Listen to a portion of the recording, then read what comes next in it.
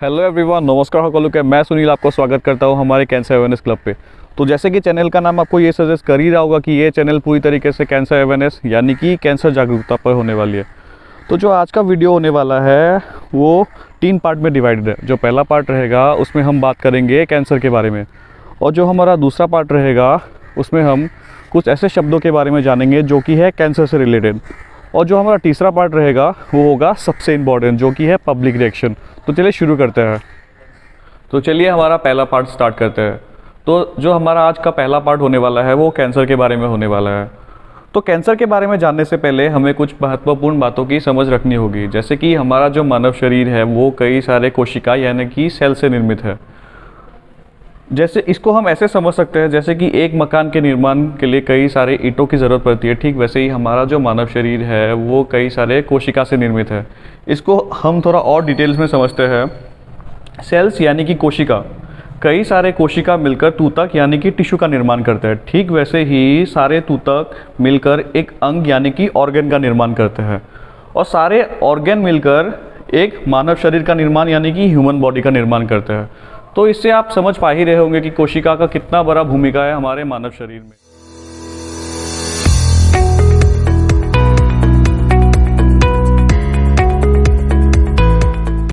तो इसके बाद हम एक और महत्वपूर्ण चीज़ के बारे में बात करेंगे जो कि है डीएनए, जिसका फुल फॉर्म है deoxy ribose nucleic acid. DNA कुछ इस प्रकार के दिखते हैं। डीएनए प्रत्येक कोशिका के अंदर पाया जाता है। डीएनए ही कोशिकाओं के विभाजन को नियंत्रित करते हैं, साथ ही साथ उनके बनने के आकार को भी नियंत्रित करते हैं। और जब एक कोशिका का अपना जीवन काल खत्म हो जाता है, डीएनए ही उन्हें ये निर्देश देता है कि वो अपने आप को नष्ट कर ले, साथ ही साथ उनके जगह पर एक नए कोशिका का जन्म होता है। तो इससे आप ये समझ पा ही रहे होंगे कि एक जीवित कोशिका के लिए डीएनए अनिवार्य, साथ ही साथ बहुत ही महत्वपूर्ण भी है। अब तो आप लोग कोशिका और डीएनए के बारे में समझ ही चुके होंगे, तो अब हम समझते हैं कैंसर के बारे में। तो कभी कभी क्या होता है, इसी डीएनए में खराबी आ जाती है। कारण जैसे कि अनुवंशिक यानी कि जेनेटिक्स, सेकंड कारण है धूम्रपान और अल्कोहल के सेवन से, थर्ड कुछ ऐसे रासायनिक पदार्थों के संबंध में आने से। आने वाले कुछ वीडियो में हम इसी बारे में बात करेंगे। तो क्या होता है, इसी डीएनए में खराबी आ जाने के कारण जो कोशिकाएं यानी कि सेल्स होते हैं वो अनियंत्रित रूप से विभाजित होते रहते हैं, जिसके कारण ट्यूमर यानी कि फोड़ा का फॉर्म होता है। ट्यूमर 2 टाइप के होते हैं, एक होते हैं बेनाइन और एक होते हैं मैलिग्नेंट। जो बेनाइन ट्यूमर होते हैं वो नॉन कैंसरस होता है, और जो मैलिग्नेंट ट्यूमर होता है वो कैंसरस होता है। बेनाइन ट्यूमर से इंसान को इतना खतरा नहीं होता, बट मैलिग्नेंट ट्यूमर से खतरा होता है। तो आने वाले पार्ट में हम ऐसे कुछ शब्द के अर्थ आप लोगों को बताएंगे, तो जानने के लिए जुड़े रहिए। तो आज का जो हमारा सेकंड पार्ट होने वाला है उसमें हम कुछ ऐसे शब्दों के अर्थ जानेंगे जो है कैंसर से रिलेटेड। तो वीडियो को ज़्यादा लंबा नहीं करते हुए आज हम केवल ऐसे 5 शब्द के अर्थ जानेंगे। तो सबसे जो पहला वर्ड होगा वो होगा बेनाइन ट्यूमर, जो सेकंड वर्ड होगा वो होगा मैलिग्नेंट ट्यूमर, जो हमारा थर्ड वर्ड होगा वो होगा मेटास्टेसिस, जो हमारा फोर्थ वर्ड होगा वो होगा कार्सिनोमा, और जो हमारा फिफ्थ वर्ड होगा जो कि होगा आखिरी वो है कार्सिनोजेन। तो चलिए बेनाइन ट्यूमर से स्टार्ट करते हैं। बेनाइन ट्यूमर एक प्रकार का ट्यूमर होता है यानी कि फोड़ा, जो शरीर के लिए हानिकारक नहीं होता, ना ही वो आसपास के ऊतकों में फैलता है। तो आज का जो हमारा दूसरा वर्ड होने वाला है वो है मैलिग्नेंट ट्यूमर। मैलिग्नेंट ट्यूमर एक प्रकार का ट्यूमर होता है जो बहुत ही ज़्यादा जानलेवा होता है।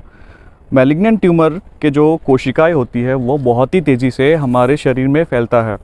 तो अगर मैलिग्नेंट ट्यूमर का ट्रीटमेंट सही टाइम पे नहीं किया जाए तो वो जानलेवा भी हो सकता है। तो अब हम समझते हैं हमारा तीसरा वर्ड जो कि है मेटास्टेसिस।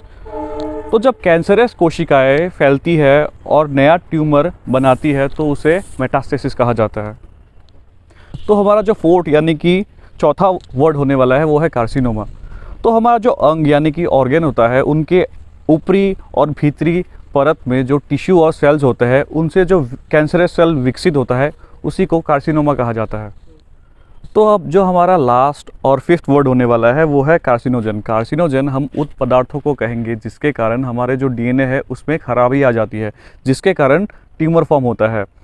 तो कार्सिनोजन के एग्जाम्पल के तौर पे हम सिगरेट को ले सकते हैं, हम अल्कोहल को ले सकते हैं, हम कुछ ऐसे रासायनिक पदार्थों को ले सकते हैं जिसके कारण डीएनए में खराबी आने के चांसेस होती है।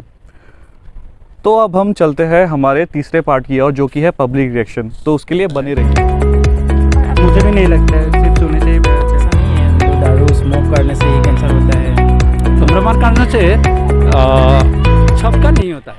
Hello guys, welcome back to our channel cancer awareness club. तो आज हमें यहाँ पे एक कैंसर हॉस्पिटल के कैंपस में to find out what general people think about cancer.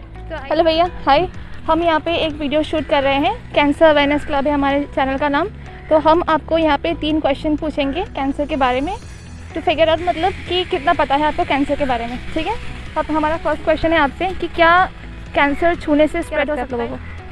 Cancer ये स्प्रेड नहीं हो सकता है, कैंसर छूने से स्प्रेड नहीं हो। आपको क्या लगता है भैया? मुझे भी तो कैंसर छूने से नहीं फैलता है, क्योंकि मेरा माँ का भी कैंसर हुआ था, कैंसर में मर गया। मैं पूरा 1 साल मतलब ट्रीटमेंट हुआ था, तब उसी समय में मैंने पूरा 1 साल माँ के साथ रहा था। तो उसी हिसाब से बोला मैंने कैंसर छूने से नहीं फैलता है। ठीक है, आपको क्या लगता है भैया? कैंसर नहीं फैलता है, हमें जितना मालूम है अभी तक तो मैंने ऐसा सुना नहीं कैंसर जो फैलता है। मेरे को तो ऐसा नहीं लगता है सिर्फ सोने से फैलता है। और आपको मुझे क्या- भी नहीं लगता है, सिर्फ सोने से ही फैलता है जैसे।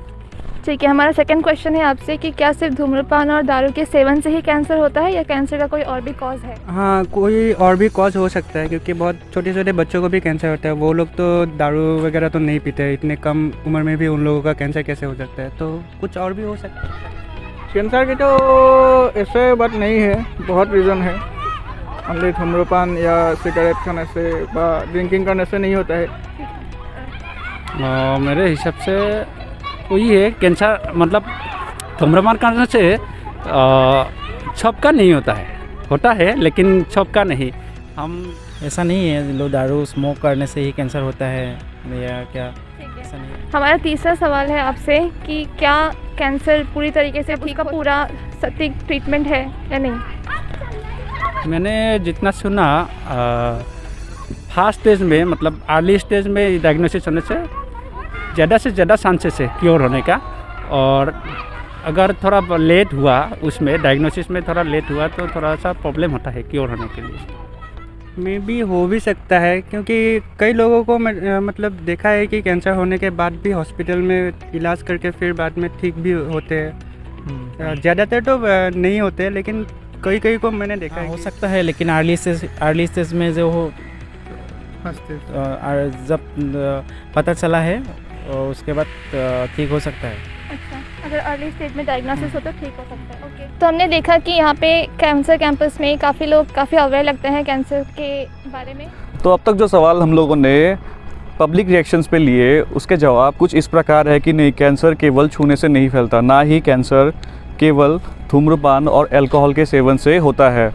और हाँ, बिल्कुल कैंसर का इलाज हो सकता है इफ़ और ओनली अगर कैंसर का सही टाइम पे डायग्नोसिस हो और उसका इलाज हो।